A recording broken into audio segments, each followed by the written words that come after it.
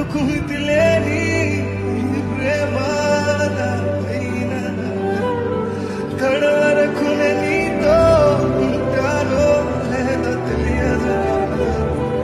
ఎందుకు మితిలేని ప్రేమ పైన తడవరకు నీతో ఉంటానో తెలియదయ్యా. నన్ను విడిచిపోతాను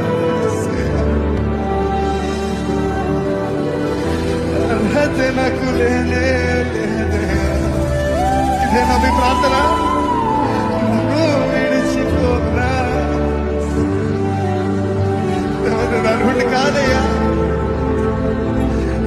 నేను ఈ నిజంగా జీవించలేకపోతున్నానని మీరు బాధపడుతున్నారా? కానీ ఆయన చేయించే దేవుడు కాదండి.